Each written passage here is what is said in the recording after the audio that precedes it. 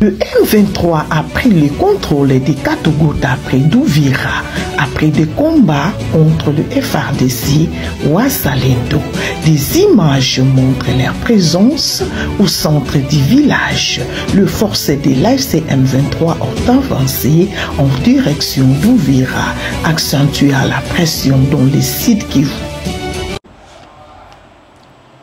Batoto ya Uvira, batoto ya Sud Kivu. Vous aviez beaucoup pleuré. Vous vous êtes lamenté pour la lenteur ya nanga kokota na mboka wana ya Uvira. Vous êtes content aujourd'hui? Est-ce que vous avez kosepela? Est-ce que muko na furaha? Aujourd'hui, quand on parle de la libération, quand on parle de Katogota, on parle d'Uvira. Quand on parle de Katogota, on ne parle pas, je ne sais pas de où, on parle d'Uvira. C'est là où les Wafuleros habitent. Les Wafuleros sont déjà de l'Uvira. Donc Uvira est déjà dans la main de Nanga.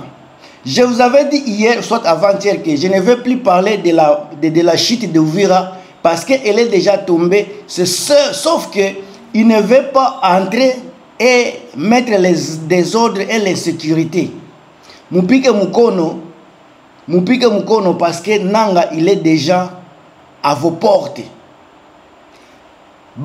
Les villes qui sont, les petits villages, des agglomérations qui sont aux alentours d'Uvira sont déjà dans la main de Nanga. Sans trompette ni tambour. Ils ne sont pas en train de chanter la victoire, mais ils sont en train de poursuivre leur chemin vers l'objectif.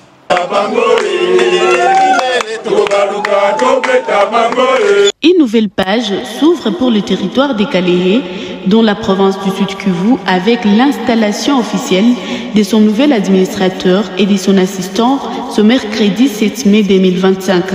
La cérémonie a été conduite par une délégation du mouvement AFC M23 composée d'autorités politiques, militaires, ainsi que de plusieurs cadres stratégiques du mouvement, majoritairement natifs des Kalehe. À la tête de cette délégation figurait le vice-gouverneur en charge des questions administratives, politiques et juridiques Dunia Masumbuko Bwenge et le colonel Sabimana Samuel, officier G5 au sein de l'armée révolutionnaire congolaise. Devant une foule nombreuse et enthousiaste, la passation de pouvoir s'est déroulée dans une ambiance solennelle. Boussei Jean Bosco a été officiellement installé comme administrateur du territoire, tandis que Daï Faustin a pris ses fonctions d'administrateur assistant. Dans leurs différentes interventions, les représentants de la CM23 ont réaffirmé la vision de leur engagement politique et militaire avant de remettre symboliquement les sceaux du territoire aux nouvelles autorités signées par le pouvoir. Dunia Masumbuko Bwenge a mis l'accent sur la lutte contre le tribalisme qu'il considère comme un frein majeur au développement et à la stabilité. Mukale munakuwa ile esprit ya tribalisme ambayo inatukarakterize. Na tumefanya vikao vingi wakati tumekuwa katika maasociation mukali ya kutafuta tufanye nini tulete amani katika territoire yetu. Ya kwamba wanapanga chafu kati ya bandeko ezana makambo bazako lobela pona situation za oleka na mboka na biso ya tricherie ya pillage ya détournement ya bafond. États-Unis déjà toyoki baboyi collaborer na Tshisekedi. Baboyi collaborer na Tshisekedi suite ya ba vol, suite ya insécurité, suite ya ba pillage ya ba trésor public avec ba dénonciation oyo ba Nicolas Kazadi bazako bimisa ba Gilles Alingete bazako bimisa. Gouvernement ya États-Unis baza prêt à coopérer na Congo mais à travers Rwanda. Donc bango baza ko talela nde Rwanda kozala net superviseur ya ko make sure que makambu ya ba américain eza protégé et eza suivi à la lettre. Est-ce que wana eza ko teka mboka na bisote? est-ce que wana eza koloba te ke mboka na biso etambola nango déjà ba point d'interrogation bino bandeko boza wana pona koyoka botia na ba commentaire eloko bozokanisa pona Uvira na makambo oyo ya ba vio ya nini ya ba détournement vis-à-vis na gouvernement ya Donald Trump ya ba américain. Bandeko un instant.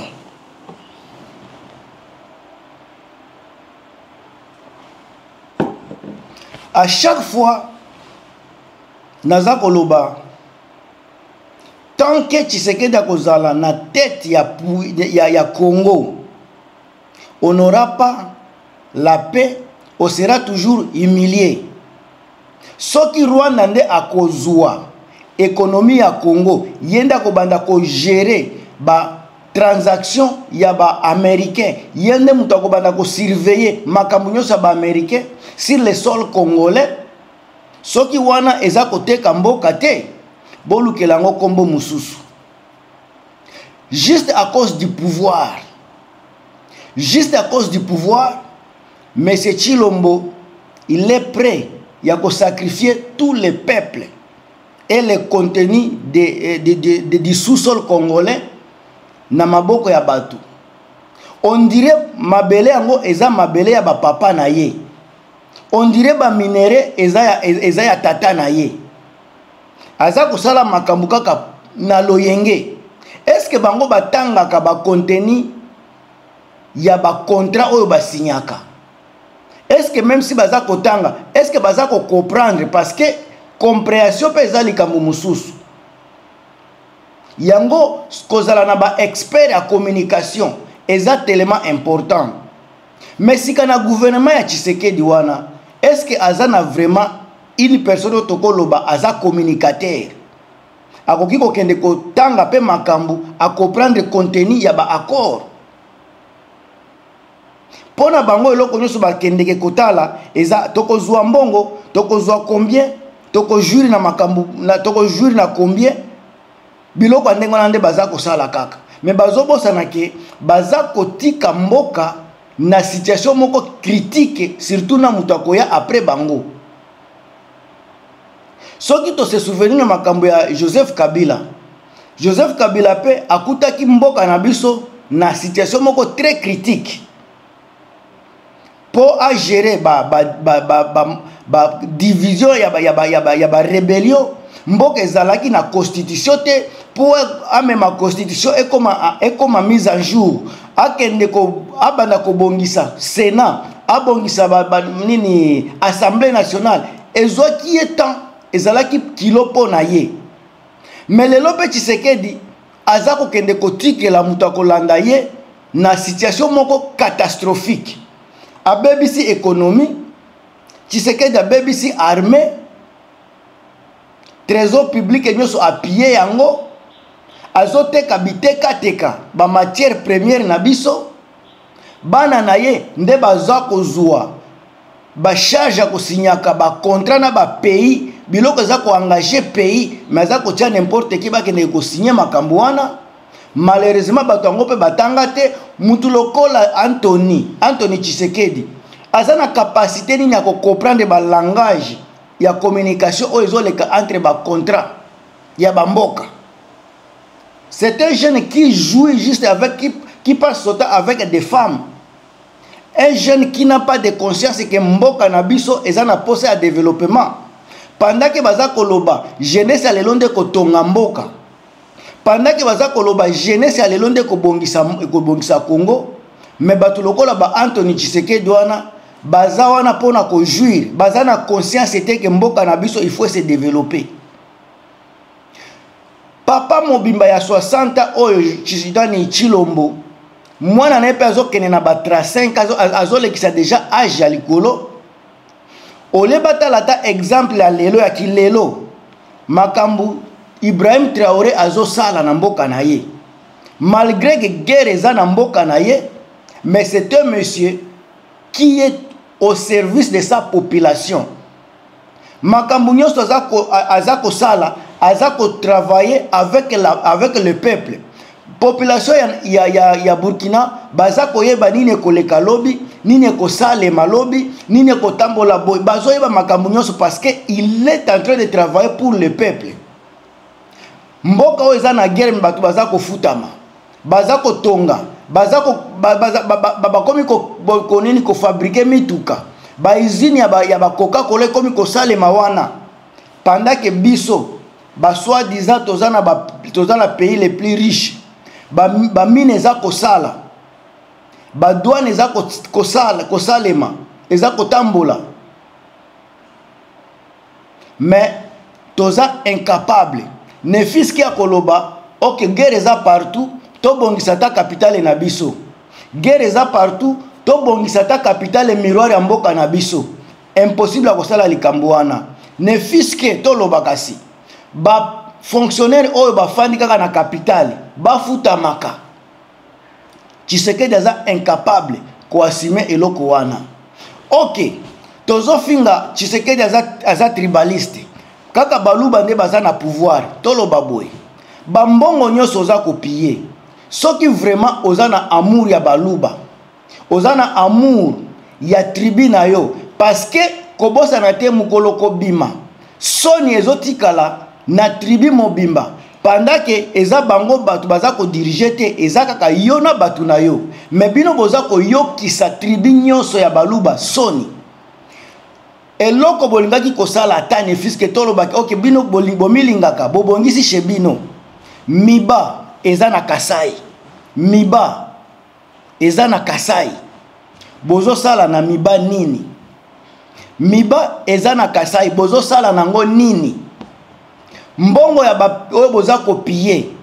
Ba mbongo oyo boza koyiba chaque jour. Mes chers amis, bino batu ya pouvoir. Mbongo combien d'argent oyo bino bozangi po miba ebanda kosala lelo? Combien de dollars oyo bino bozangi po bokotisa na miba ebanda kosala? C'est parce que bozana amour ya mboka te. Bozana amour ya peuple te. Bukangalonzo wana bolobi bayibaki bambongo. Mais projet wana ezali. Batu bazana posa ya kolia. Pourquoi bino bozolinga te bosala ngo ezala prema bien? Boyo kisaka sata batu ya kabila soni ke bango ba échouer bino bosali yango bien. Na bambongo nyoso boza kopier.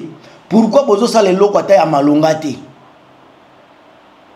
Même projet ya piodi, projet ya simple lokola wana, bozo détourner mbongo. Capitale à 15 millions d'habitants. Bambongo oyo eza ko circuler na gouvernement wana o boza ko yiba. Nini nde bozangi pona ko longola ba poubelle na nini na capitale. Nini nde bozangi na bambongo wana bobongisa ba balabala atakasi. Aéroport na biso exa aéroport ya Bakuluna. Nini nde bozangi po bokomisa ngo aéroport international. Kigali mboka muke, Rwanda mboka muke, bazotonga aéroport international. Biso ba Congolais makelele kaka. Eloko toyebi RDC eloko ya makasi. Eloko ya makasi zalaka boy. Militaire congolais bazako désarmer ye epaya nani oyo nani ba epaya ba policier ya Rwanda. Et puis bozo benga yango eloko ya makasi. Bozo la lanzala. Bozo benga RDC eloko ya makasi. Batu bazako yiba bambongo. Détournement ya fonds, détournement ya bien public. Boza ko benga ka Congo eloko ya makasi. À moins que bozala na ba malade na mitu na bino. Mes chers amis, boza ko solola. Nicolas Kazadi asali boye. Jila lingeta kendeki boye. Nanga aza ko tambola. Nanga aza ko kende. 60 km de Kisangani. Ezalaki 200 kala. Et comment qui ça 80 lelo est comme 60 km. Boza na ba distraction kuna, bozo yoka ba flatter na bino, mais biso tozo yebisa bino ke nanga za ko kende kse ko kende. Aza ko évoluer. Chaque jour aza ko zwa ba centimètre na ye. Chaque jour aza ko bakisa centimètre na makambu na ye. Bino boza ko lela, boza ko beta makelele kotoko sambrier, bande ko ba congolais, bofungola misu. ba oyo baza ko flatter gouvernement baza ko sala ngo po baza ko lia na nzela wana soki batiki mobulu mais biso tozo pesa bino ba réalité ya ba information que États-Unis baza baboyi ko signer na Tshisekedi. Deuxième élément, Uvira déjà ezana maboko ya nanga. Troisième élément, tant que Tshisekedi a kotikala na pouvoir, tokozalaka toujours humilié. Tant que bakotikala na pouvoir, tokozala toujours ko tourner en rond. Biso ba Congolais totelema, tolakisa na monde que on est capable. Tolongola batu lokola ba Tshisekedi wana na ba bande na enyoso ya miibi na pouvoir biso to pesa pouvoir na ba oyo baza na courage na ba capacité ya kosala. Ngamu tunabino Gilmas. Boche ba commentaire to évoluer. Bye.